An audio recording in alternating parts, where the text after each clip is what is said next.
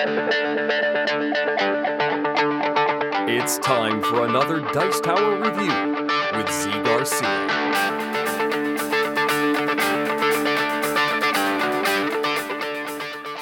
Hi everybody, today I'm taking a look at a trick-taking card game called Sticklin', or as it is known now in its English printing, Monster Trick.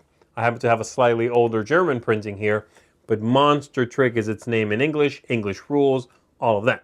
The game, as I said, is a trick-taking game in which you are playing cards, following suit, trying to win tricks, all of those usual tropes, but with a couple of twists, and a couple of pretty radical twists.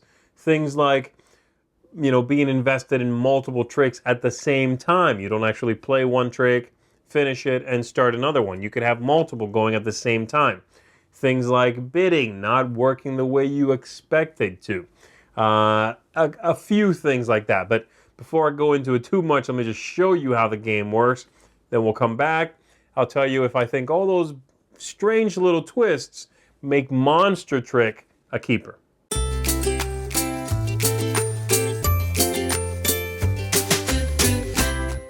So here's what the game looks like, set up for 3 players. The objective is, of course, to get the most victory points by winning tricks with these cards here.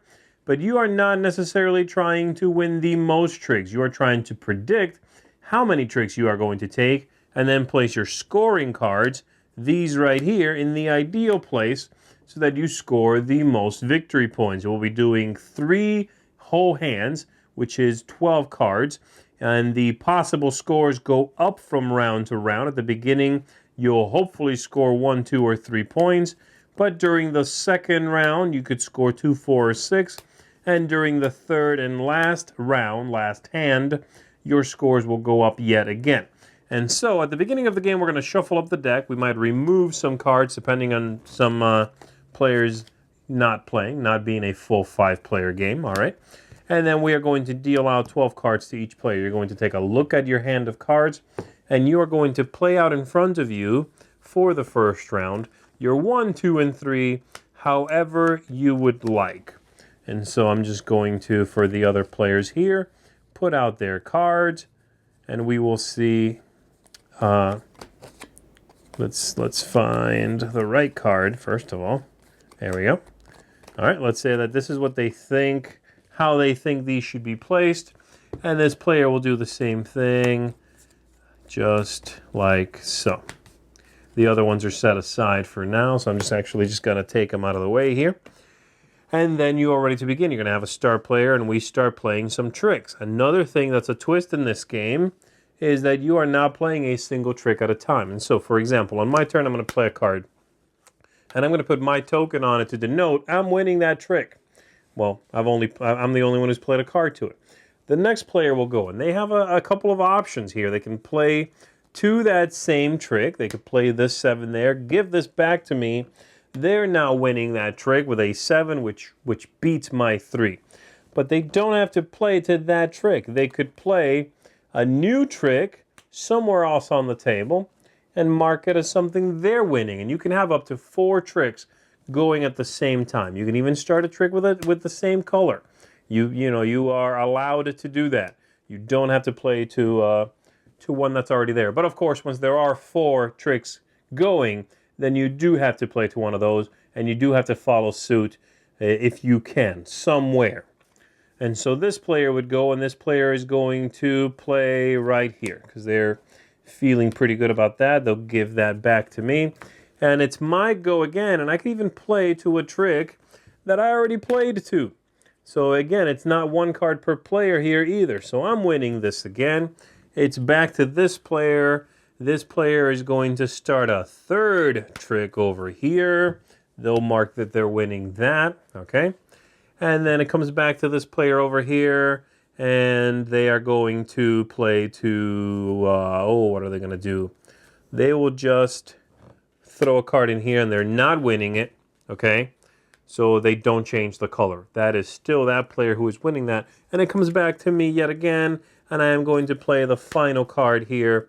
4 cards will complete the hand, or the trick, if you would. It doesn't matter how many people are playing. 4 cards is going to complete that fight. I've won that fight, which means I take this back, we will get rid of these, and I turn over my first scoring card. All right? And then it would be the next player's go. And now I've emptied a spot for a trick, so if that was the fourth trick going, that player could start another one. Once I win another trick, if I do, then I'm going to hide this one again and reveal this one. And if it happens again, I will hide this one and I'll reveal this one. And if it happens another time, I'll cycle back around. And so, as you can see, you are trying to predict how many tricks you are going to take. But if I mess up, let's say I was thinking, with these 12 cards, I'm going to take 2 tricks. They're pretty bad. It's a bad hand. I'm going to take just 2. So I took 1. I then take another one with 2. And then I'm given another one that I was not thinking I was going to earn.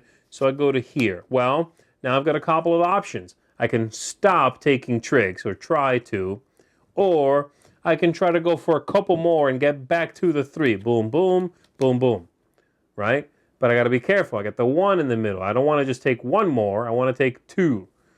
And the problem there, of course, is compounded when you're looking at the second round and the third round where the scores are much higher.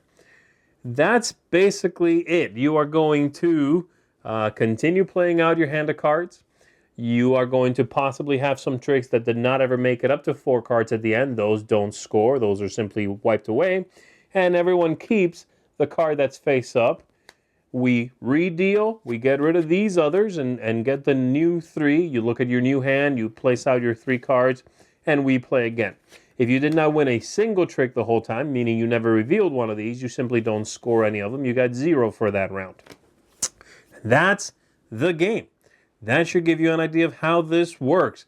4 tricks going at the same time, a sort of predictive but cyclical scoring, and a lot of interesting things that you can attempt to control, but don't always have that ability. So let's go back up top. Let me tell you about what I think about this weird, bizarro, monster-themed trick-taking game. First of all, let me say I love the look of the game. I like the quality of the game. The cards are not fantastic. They're not the best cards I've ever seen, but they are very well done. They've held up to several games, lots of shuffling, very well. The wooden tokens are fine. They're great. They pop, good colors. And, so production-wise, that's on point. I very much enjoy that. Gameplay.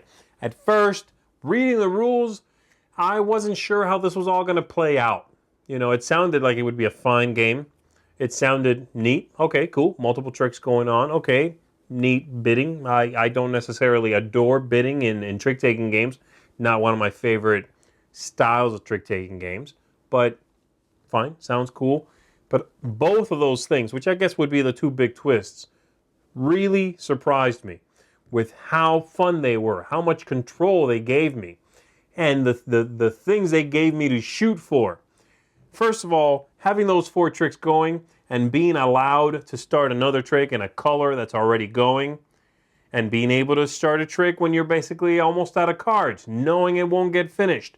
All those things allow for way more fun than I was expecting. You really can kind of control what's going on. And near the end of the hand, yeah, people might be shoehorned to play somewhere they don't want to play, which is, of course, part of the fun in a trick-taking game. But there's a decent amount of control here. It felt that way to me.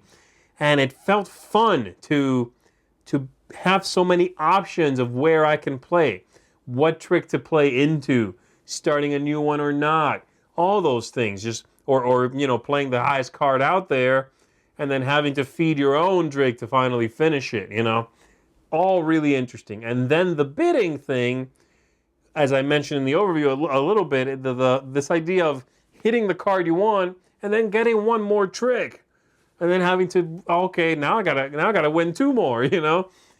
That is great, and it's bidding, but it makes bidding in a trick-taking game fun again for me. I don't usually like that whole hit that number exactly. Okay, now stop. And then you go over 1 and you're like, okay, great. I just shot this whole hand. Now I'm going to lose points now, In this one, first of all, you don't lose points, you just make fewer possibly, but you can go back around again. I love that idea. If you went over a little bit, just keep going now, now you're committed. So I really enjoy those two things working together. The game is not too long. It's another thing a lot of trick-taking games, unfortunately, fall into that habit of having too many hands. You play 3 hands, and it's a great length for this one. Really works well. So overall, this is one of my favorite trick-taking games. It really is. It's a fantastic trick-taking game. It's not one of the thinkiest ones. It's not one of the deepest. It's not even one of the most friendly to teach to new people. I wouldn't start with this for someone who doesn't know trick-taking games, right? There's too many weird things going on. But for someone that enjoys the genre and is not a shark at the genre, someone who just wants to play casually, Monster Trick is fantastic. Really enjoy it. So I'm going to give this one a seal of excellence. Very much recommended. Try to get your hands on Monster Trick. Thanks so much for watching the Dice Tower videos. Find more great videos and reviews, as well as our top-rated audio podcast at Dicetower.com. You can also find other great shows at DicetowerNetwork.com. I'm Eric Summerer, and you've been watching The Dice Tower. The Dice Tower is sponsored by Cool Stuff Inc., where you can find great games for great prices. Cool stuff in stock. Check them out at CoolStuffInc.com.